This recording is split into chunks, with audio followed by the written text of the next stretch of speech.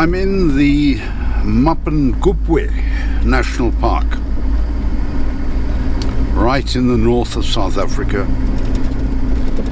and I'm staying at Vhembe Wilderness Camp. Vhembe only accommodates a maximum of 8 people in 4 wooden cabins, and there's also a communal kitchen, eating area. There's no 220 volt Eskom power, but there is power from solar panels, and there are plugs that you can charge your own equipment.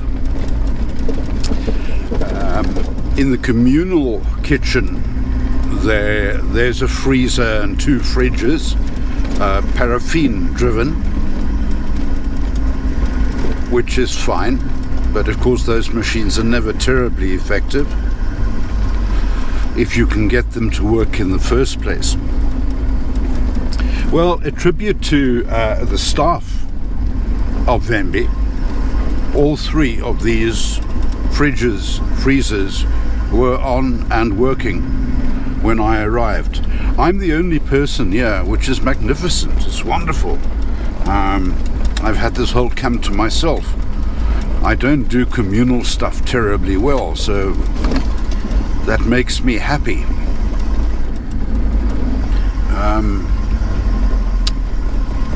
So yes, very happy with Vhembe. I've been there for 1 night, I enjoyed that. I'm here for another 2 nights.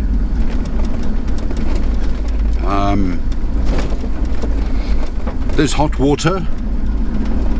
Each of the cabins has its own geyser,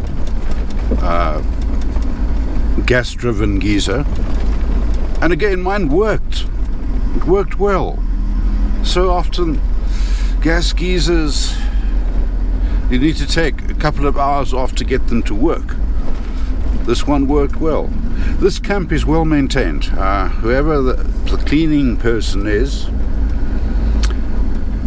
on top of his or her game. Nice to see. It's hot, early September, but it gets hot. Yesterday it was about 35 degrees. Fortunately there was a breeze, a mild breeze, and of course there's no humidity at this time of year, so it's really quite pleasant. Vhembe Camp. It's situated in, I suppose, what could be described as a valley. Rock cliff faces almost all around you, and there's game. There's game in the valley.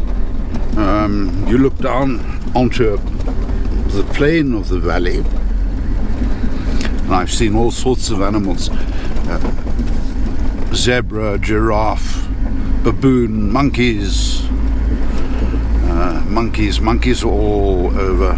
Impala,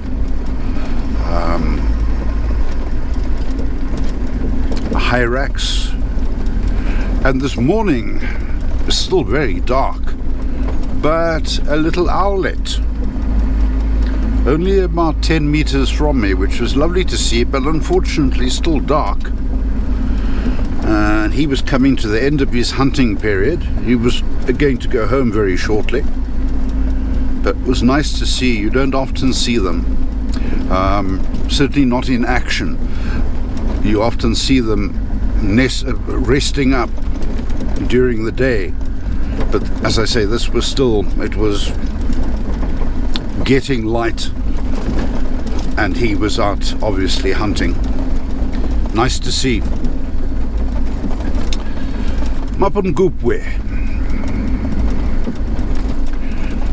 I think it's still a very underrated park. I think it's a good park.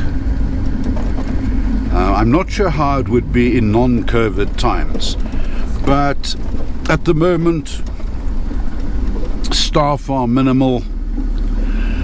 Now here's a signboard. I don't know this park well. I've only been here once before, and that was 10 years ago.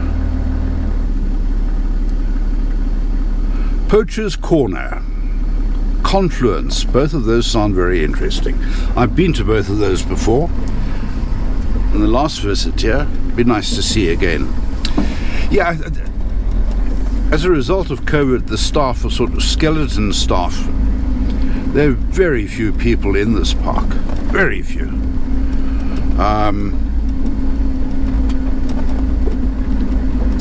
And the staff, I suppose, are a little jaded by now. There's not much going on. Standards have probably fallen a little bit. That's the sense that I got. But that's fine. The fewer people in a park, the happier I am. I've come to Vhembe Wilderness Camp from a campsite in Mapungubwe, the only campsite, Mazou. Oh, I was so impressed with Missawa. It's a lovely little campsite. I think there are only 10 stands, but for those people who know Tsenzi in the Kruger Park, very similar. Except there is electricity, there is Eskom power. There's water, lots of shade, lovely little campsite. Enjoyed my stay there very much, despite the monkeys. I don't like monkeys. They may be cute, those wizened little faces. I don't like them. They're too clever. Too clever by far. Again, I was robbed. Where there are monkeys, I'm always robbed. I'm just not careful enough. Maybe I underestimate them too much. But these are the cleverest little sods I've ever come across. Quite literally, I was peeling a potato, and it was grabbed out of my hand. I lost an avocado pear, a potato, and an onion. And I wasn't sure if the little fellow that took the onion, if he would in fact enjoy it. I watched him in a tree. Onions are clearly one of his favorite meals. Little monsters. Cute.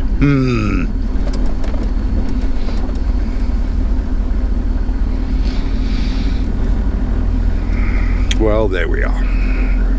Anyway, Vhembe, baboon, you can hear them in the distance around the campsite, but I think that camp is so seldom occupied that primates don't see it as necessarily a good place to find food. So no monkeys there, which pleases me. The Limpopo River, or probably more correctly Limpopo River, is dry. It's flowing, sort of, but this is early September. There are no rains yet. Oh my word, another vehicle. Look, another vehicle. Maybe he's lost.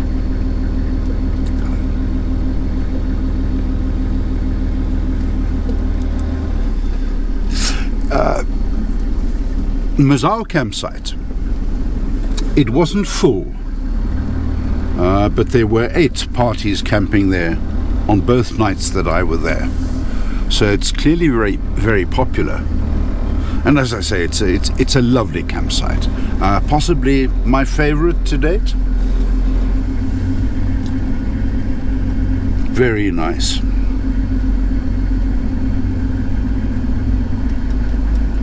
A lot of bird life in the camp. and very tame bird life. I was visited on each morning, and I was there for 3 days. And each morning I was visited by little birds who quite literally come up to you and look at you and say, well, breakfast please. What's on the menu this morning? Another car. Another car. This is a stampede. Very tame little birds. One of my favorite little birds is the crested barbet. And I was so pleased to see quite a number of them. And they come right up to you, look at you. I wouldn't say they demand food. Well, we both pulled off. Come through, fellow.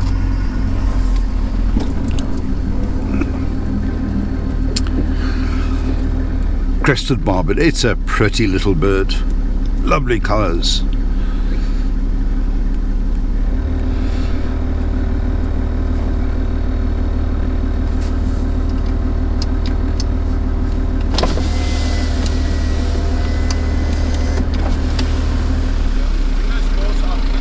Sorry?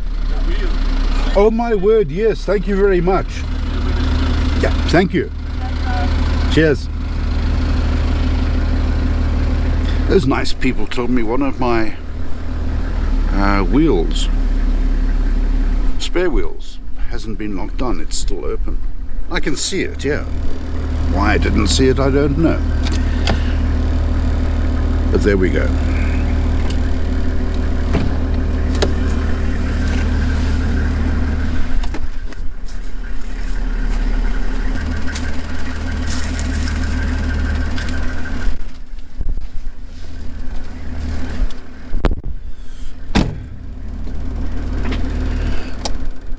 There, wheel back in place. There are certain drills that you get used to, particularly when camping. I do a tour around the vehicle when camping, make sure that everything's locked up, closed down. And of course this morning I didn't do it because I'm not camping, and this happens. Those drills are very important. It can save you a great deal of angst when things break. And that spare wheel is obviously opens on an arm, and that's enormous weight being bounced up and down on roads like this. Anyway, stupid.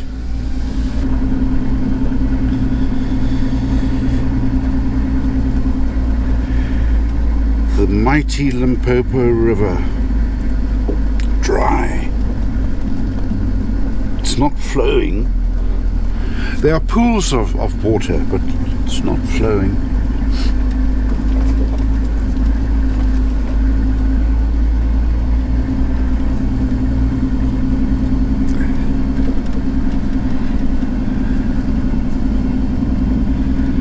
Very interesting on my phone. Yesterday, one stage, a message came up, welcome to Wara Wara service Botswana. 10 minutes later, welcome to Wara Wara service Zimbabwe. You really are on the confluence here, really are at a place where 3 countries meet. Now, in the Limpopo towards my right, lots of baboon. Baboons, what are you doing? My word, this vast riverbed of sand. Hello, impala.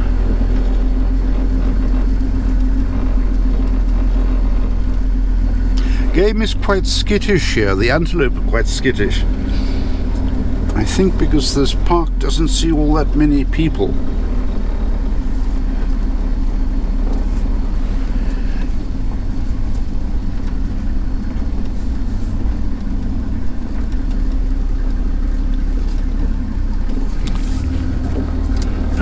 to navigate between two fallen trees.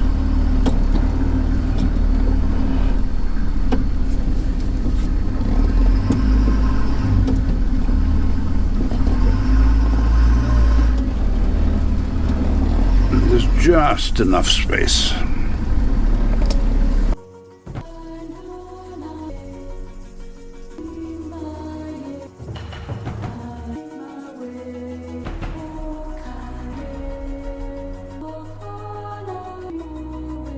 Elephants are very attracted to baobabs because of these trees' capacity to store vast amounts of water.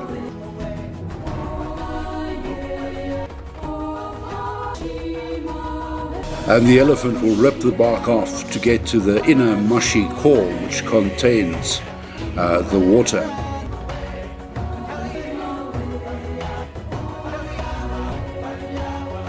In some cases, attempts have been made to protect the trees with wire mesh.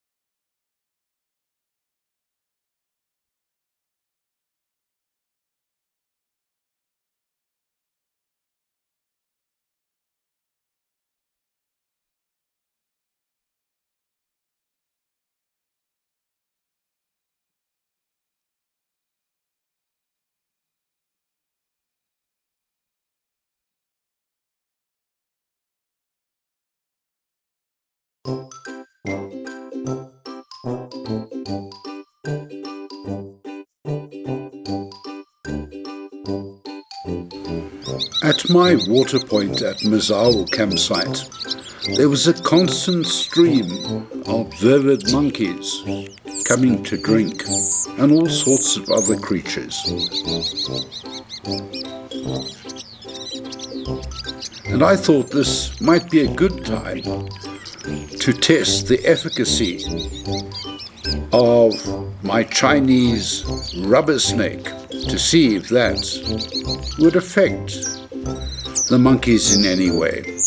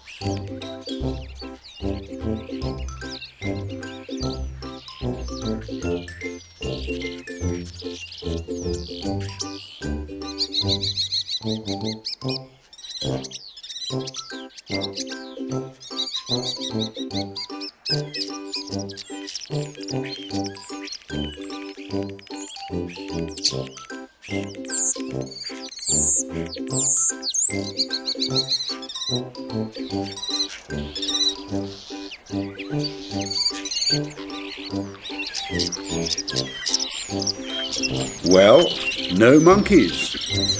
Time to remove that Chinese rubber snake and see if the monkeys return.